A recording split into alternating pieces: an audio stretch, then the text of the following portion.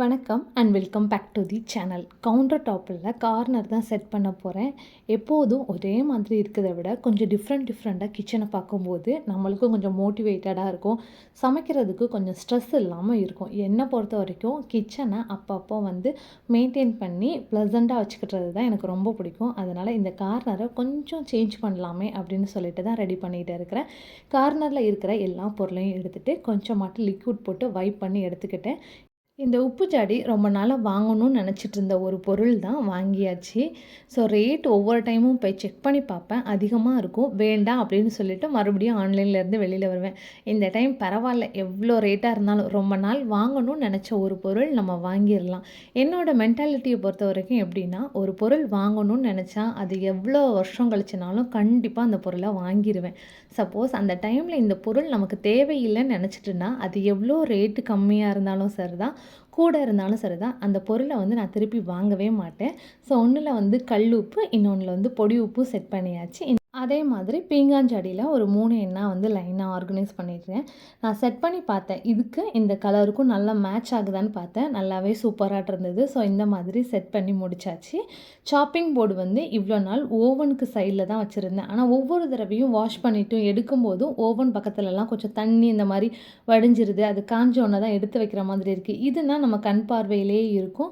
So அதனால் இந்த இடத்துல சாப்பிங் போர்டெல்லாம் செட் பண்ணியாச்சு. இன்னொன்றில் நான் இதெல்லாம் டூத் ப்ரஷ் போட்டு வச்சுருந்த ஒரு ஜாடி. சரி, எல்லாமே ஜாடி கண்டென்ட்டில் இருக்குது, இதை மட்டும் எதுக்கு வேறு ஒன்று வைக்கணும் அப்படிங்கிறதுனால டூத் பேஸ்ட்டு ப்ரெஷ்ஷெல்லாம் போட்டு வச்சுருந்தேன். அதை எடுத்துகிட்டு வாஷ் பண்ணிவிட்டு இந்த மாதிரி மணி பிளான்ட்டை நிறைய கொத்தாக போட்டு வச்சோம்னா பார்க்க நல்லாயிருக்குன்னு சொல்லிட்டு ஒரு பீங்காங் கிளாஸ் உடஞ்சி போச்சு. அதோட மூடியில் இந்த மணி பிளான்ட் எடுத்து வச்சுட்டேன். இப்போ எல்லாமே பார்க்குறதுக்கு ஒரு ஆர்கனைஸ்டாக ப்ளசண்ட்டாக இருந்தது. ஸோ இது எனக்கு ரொம்ப பிடிச்சிருந்தது. இந்த மாதிரி அந்த கார்னரை செட் பண்ணிவிட்டேன். டிஷ்வாஷருக்கு மேலே மிக்ஸி எடுத்து வச்சுட்டேன். ஆக்சுவலி அந்த கார்னரில் தான் மிக்ஸி வச்சுருந்தேன். ஒவ்வொரு டைமும் ரொம்ப உள்ளே தள்ளி போய் இருக்கிறதுனால கொஞ்சம் எட்டி எட்டி அரைச்சி எடுக்கிற மாதிரி இருந்தது. இதுனா நம்மளுக்கு ஈஸியாக இருக்கும். டிஷ்வாஷர் மேலே அப்படியே நம்ம ஜாரும் அந்த இடத்துல செக்ரிகேட் பண்ணிக்கலாம். டிஷ்வாஷர்லேருந்து எடுத்து அது மேலே வச்சுக்கலாம் அப்படின்னு சொல்லி டிசைட் பண்ணி அந்த இடத்துல ஃப்ரிட்ஜு மேலே ஒன்றில் வத்தல், அந்த ஜாடியில் உப்பு வச்சுருந்த ஜாடியில் வத்தலும், இன்னொரு ஜாடியில் புளியும் செட் பண்ணிட்டேன். இது பார்க்கறதுக்கு பாருங்களேன், கொஞ்சம் நீட்டாக அப்படி கொச்ச கொச்சன்னு இல்லாமல் அழகாக இருந்தது.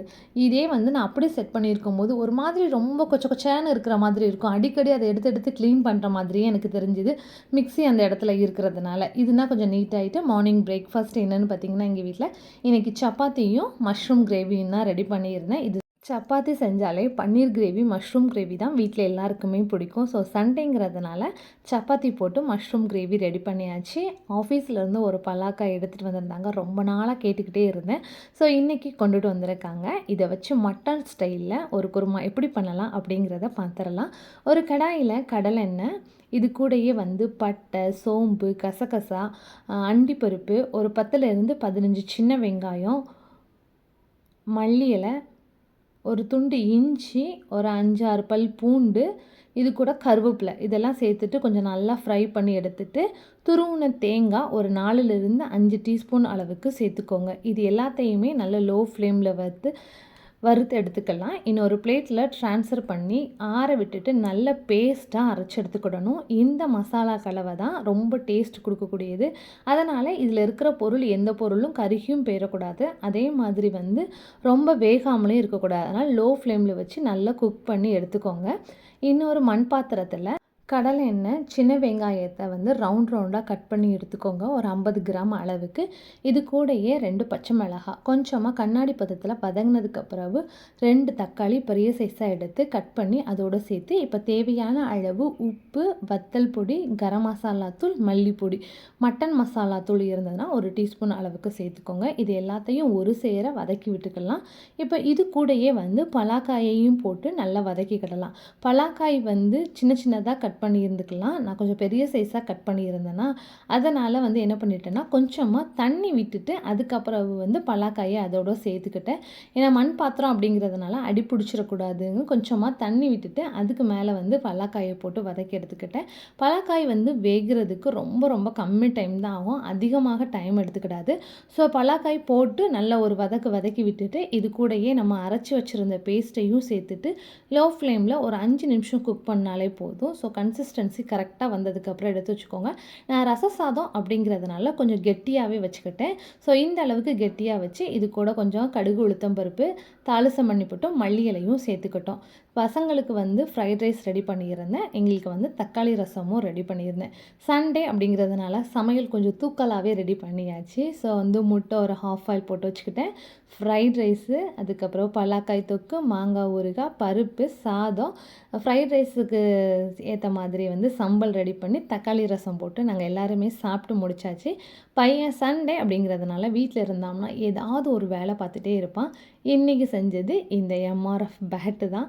சின்ன உட்டு கிடந்தது, அந்த உட்டை வந்து செதுக்கி செதுக்கி இந்த மாதிரி பேட்டு, ஒரு பாலு, ஸ்டெம்ப்பு இது எல்லாத்தையும் ரெடி பண்ணிட்டான். அவன் எந்த பொருளை கொடுத்தாலும் ஏதாவது ஒரு பொருளை வந்து உருவாக்கிடுவான். வேஸ்ட்டு பேப்பரு, கட்டை, கம்மு, நூல் கொடுத்தா கூட அதில் ஏதாவது ஒன்று அவனை மைண்டை யூஸ் பண்ணி ஏதாவது ஒன்று டிஃப்ரெண்ட்டாக அவன் ரெடி பண்ணி வச்சுருப்பான். ஸோ இந்த மாதிரி ரெடி பண்ண விஷயம் தான் இந்த வீக்குக்கு வந்து பேட்டு, பாலு, ஸ்டம்ப்பு இதெல்லாம் ரெடி பண்ணியிருந்தான். இப்போ வந்து மேட்ச் போயிட்டுருக்கா, வெறித்தனமாக மேட்ச் பார்த்துட்ருக்கான். ஸோ அதனால் இதை வந்து எடுத்துக்கிட்டான்.